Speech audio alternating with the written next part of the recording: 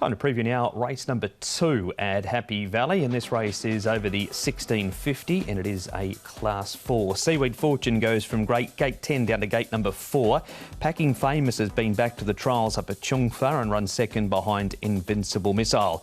Sycamoro wears a tongue tie. Embark the 4 has the hood off, and Charizard, he's had a stable change. David Ferraris to Tony Millard. King Dragon a gear change. The crossover noseband comes off him. Faithful Trinity is a 4-time course and distance winner, and Passing Fashion Tom, who wasn't that far behind Sacred Ibis over the 1800 last time, drops back to the 1650 here. He was making a bit of ground last start, was Passing Fashion. He's likely to be caught wide, potentially from barrier 12, unless they go all the way back here, Paul. But a slow tempo here set by Faithful Trinity. Yeah, I think he can get across. He's a likely leader. Packing Famous is probably the little query. He's drawn barrier number 10, but rather than being trapped wide, I think they'll go on with it. And Bark should get a nice enough run. And Charizard should get himself in a nice position. He's with the new stable now as well.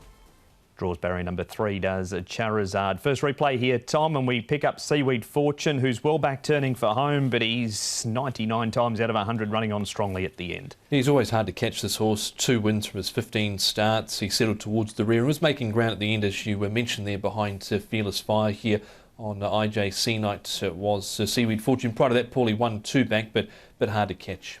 Yeah, he is, and he does have to carry the 132 top weight as well, so that was the query I had with him. That's 6 more pounds than what he carried to victory 2 starts ago. One horse that's been going really well over the 1650 at his last 2 is Kung Fu Master Panda.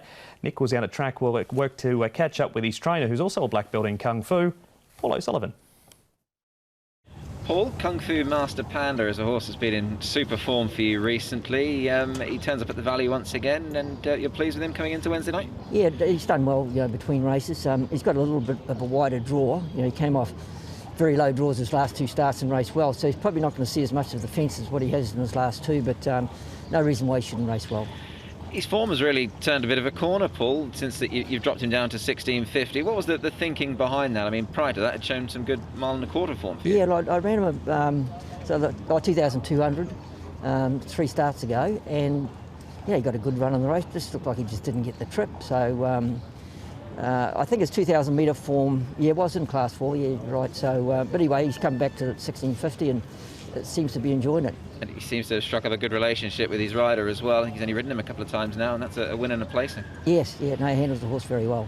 And on his mark, obviously, he's sort of run competitively off 51. He's around about that mark on Wednesday night. You feel that he's still off a competitive mark to go close again? Oh, I think he's at the top of his ratings for sure. He sort of struggled in Class 4, and he looked like a very good Class 5 horse, and surprised me when he was going on a 1-2 in Class 4, but he's probably rated right up to his best now.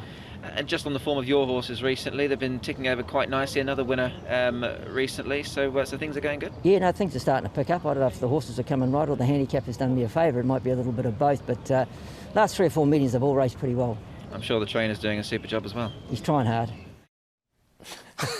That's Apache Pass winning at big odds at Sha Tin on the weekend. Finally, Tom, Faithful Trinity, who's likely to be on the speed in this replay that we pick up. He is leading for home, and Viva Popcorn, and keeps going out in the market and just misses. Yeah, he was near the rear at the back. There was Viva Popcorn, shot up the inside. I think he had his chance here. Paul again just wasn't good enough on the day, but goes in on a minor line, and Faithful Trinity just got tired in front. Yeah, he did, didn't he? And he just dropped out. Look, you got to take your chances with Viva Popcorn. You don't want to take a short price about him. As you say, he had his chance there, but look, field's not as strong, and they were well clear, those 2 horses. He's been pretty short at recent starts. Viva Popcorn, Paul, he's 2.2 again at the moment in early betting. Is he on top? He is on top, but you would be wary about taking a low price because he has to make his own luck from the back. Packing Famous will put him in there for second. He's a decent price at the moment, 14-1. He's got to overcome the draw. Kung Fu Master Panda, we heard there from Paul. The horse is going really well. I'm going to put the Charizard in as well. He's lost 43 pounds, this horse. They've put plenty of work into him. We'll see how he gets on with the new stable.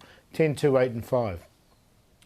Similar numbers, but I just was hoping that Packing Famous in this race would just be better than this lot here. He's got less convictions than most in the race, and Zach Purton rides for Danny Schumann. He has put in the odd half-decent race, Packing Famous. So he's on top ahead of Viva Popcorn, but you can deal me out of 2.2. Charizard's in with the new trainer now, Tony Millard, and Passing Fashion made up some ground. He is off a mark of 42, but did in the end only be beaten 3 1/4 last start there at Happy Valley. So 2, 10, 5 and 12.